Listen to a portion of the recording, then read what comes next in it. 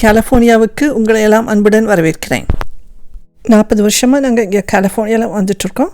இப்போ கலிஃபோர்னியாவிலேருந்து உங்களுக்கு என்ன ரெசிபி இன்றைக்கி கொடுக்க போகிறேன்னு பார்க்கலாம். கறிவேப்பிலை பொடியில் காரசாரமாக மேரினேட் பண்ண வறுத்த மீனை இன்றைக்கி எப்படி பண்ணுறதுன்னு பார்க்கலாம்.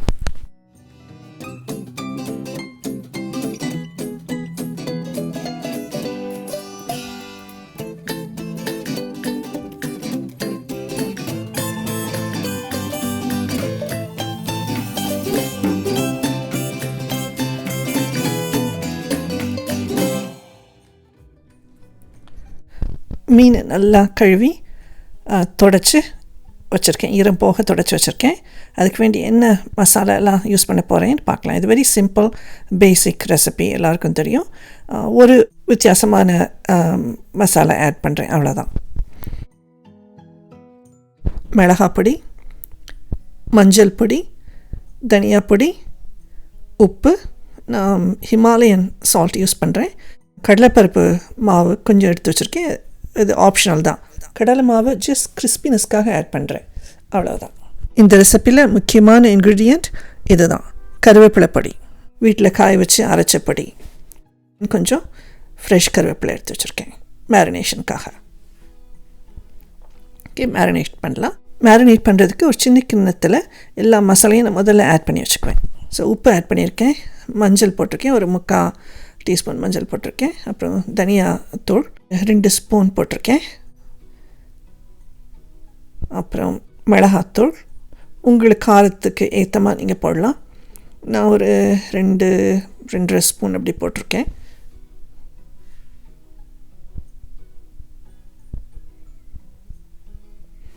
அப்படி எல்லாத்தையும் நல்லா மிக்ஸ் பண்ணிடலாம்.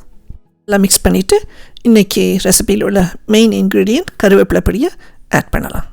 நீங்கள் எவ்வளோ வேணால் ஆட் பண்ணிக்கலாம். நான் 1 டீஸ்பூன் தான் போடுறேன், நீங்கள் இன்னும் கொஞ்சம் போட்டுக்கலாம். அப்புறம் கொஞ்சம் கடலை மாவு உங்களுக்கு வேணும்னா போடலாம், இல்லைனா வேண்டாம். இல்லைனா கொஞ்சம் கார்ன் ஸ்டார்ச் இருந்தால் போடலாம், இல்லை கொஞ்சம் அரிசி மாவு ஒரு 1/2 டீஸ்பூன் போடலாம். ஒரு கிறிஸ்பினஸ்க்காக தான், ருசிக்காக இல்லை. ஸோ எல்லாத்தையும் நல்லா மிக்ஸ் பண்ணுங்கள். எல்லாம் மிக்ஸ் பண்ணியாச்சு.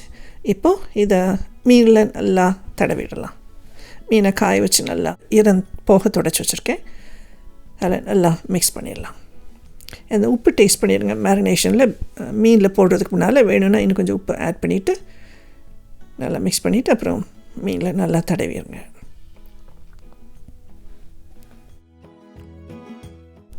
மிக்ஸ் பண்ண மசாலாவை மீனில் நல்லா தூவி எல்லா பக்கமும் படுற மாதிரி நல்லா தேய்ச்சி விட்டுருங்க, நல்லா ரப் பண்ணிடுங்க. நல்லா மீனில் மசாலையை நல்லா தடவின பிறகு குறைஞ்சது ஒரு 1/2 மணி நேரம் நல்லா ஊறட்டும். ஒரு 15 மினிட்ஸில் பார்த்திங்கன்னா மீனில் கொஞ்சம் ஈரம் படிஞ்சிருக்கும். அப்போ மீதி உள்ள மசாலையும் போட்டு நல்லா தேய்ச்சி தடவி இன்னும் ஒரு 15 மினிட்ஸ் வச்சுருங்க. அப்புறம் மொத்தமாக 1/2 மணி நேரம் ஊறின பிறகு பொரிக்கலாம். காய் வச்ச எண்ணெயில் முதல்ல இந்த மேரினேட் பண்ணுறதுக்கு கருவேப்பிலையும் பச்சை மிளகாவையும் பொரித்து எடுத்துடலாம். ரொம்ப நேரம் பொரிக்க வேண்டாம், ஜஸ்ட் ஒரு நிமிஷத்துக்கு குறைவாக பொரிச்சா போதும். இந்த மெட்டல் கரண்டியை நான் நான்ஸ்டிக் பாத்திரத்தில் குக் பண்ணும்போது யூஸ் பண்ண மாட்டேன். இன்றைக்கி இந்த கருவேப்பிலை எண்ணெயை வடித்து எடுக்கிறதுக்காக மட்டும் இந்த மெட்டல் ஸ்பூனை யூஸ் பண்ணுறேன். ஓகே, அது கருவேப்பிலை பொரிச்சு எடுத்த பிறகு மீனை போடலாம். முதல்ல பெரிய திக் துண்டுங்களை போட்டு எடுத்து பொரிச்சு எடுத்துடலாம். ஹீட்டை மீடியம் லோக்கு டர்ன் பண்ணிடுங்க. ஏன்னா ரொம்ப ஹீட் ஜாஸ்தியாக இருந்தால் வெளியில் கரிஞ்சிரும், உள்ளுக்குள்ளே மீன் சரியாக வேகாது. மீனை எண்ணெயில் ஃபுல்லாக பொரிக்கிறதுக்கு பதிலாக லேசாக எண்ணெய் விட்டு பேன் ஃப்ரை கூட பண்ணிடலாம். லேசாக 2 பக்கமும் பேன் ஃப்ரை பண்ணி எடுத்துடலாம். அது உடம்புக்கும் நல்லது, டீப் ஃப்ரை பண்ணுறதை விட. மீன் தலையில் குழம்பு பண்ணால் நல்லா ருசியாக இருக்கும் சொல்லுவாங்கள்ல, அதனால் மீன் தலையையும் வாழையும் போட்டு கொஞ்சம் நல்ல காரசாரமாக மீன் குழம்பு பண்ணி வச்சுருக்கேன் என்னுடைய மண் சட்டியில். ஒரு 5 நிமிஷம் கழிச்சு மீனை லேசாக திருப்பி விடுங்க.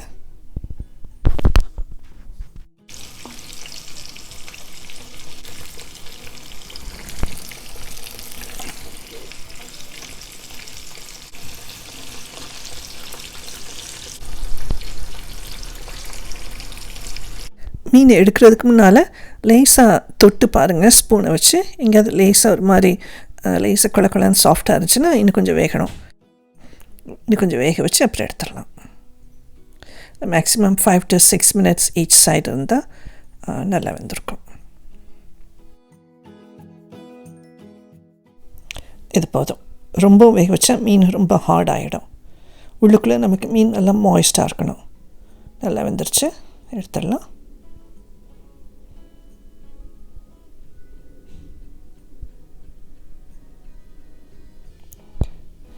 ஸோ செகண்ட் பேட்ச் போடலாம்.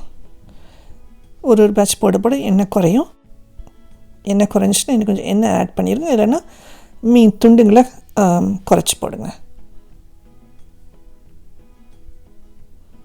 வேகட்டும். அதே மாதிரி 5 நிமிஷம் 2 பக்கமும் வேக வச்சுட்டு தொட்டு பார்த்து சாஃப்ட்னஸ் இல்லாமல் நல்லா வேக வச்சு எடுத்துருங்க. அவ்வளவுதான். கருவேப்பிலை பொடி மசாலாவில் வறுத்தெடுத்த மீன் நல்ல ருசியாக இருக்கும். உடம்புக்கு நல்லது. அந்த கருவேப்பிலை நல்லா என்ஜாய் பண்ணுங்கள். நீங்கள் இன்னும் என்னுடைய சேனலுக்கு சப்ஸ்கிரைப் பண்ணலன்னா ப்ளீஸ் சப்ஸ்கிரைப் பண்ணுங்கள்.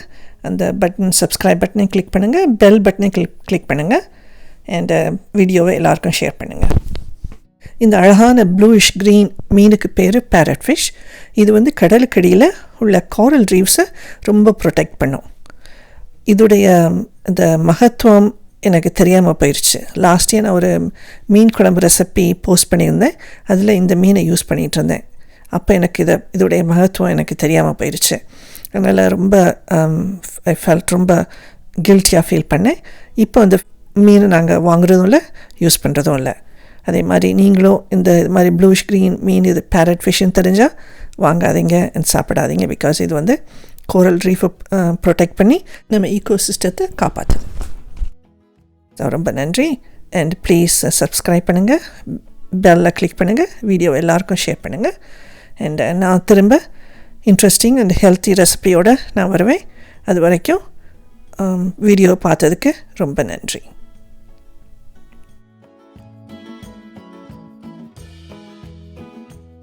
நம்ம எல்லாருக்கும் தெரியும், இந்த உலகமே ஒரு கஷ்டமான காலத்தில் கடந்து போயிட்டுருக்குறோம். இது கொரோனா காலம். எல்லாருக்கும் என்னுடைய தாழ்மையான வேண்டுகோள், தொடர்ந்து ப்ளீஸ் உங்கள் மாஸ்க்கை போடுங்க, உங்கள் பிள்ளைங்களுக்கு போட்டு விடுங்க. அண்ட் கையை அடிக்கடி கழுவுங்க. உங்களையும் காப்பாற்றிக்கோங்க, உங்கள் குடும்பத்தையும் காப்பாற்றுங்க.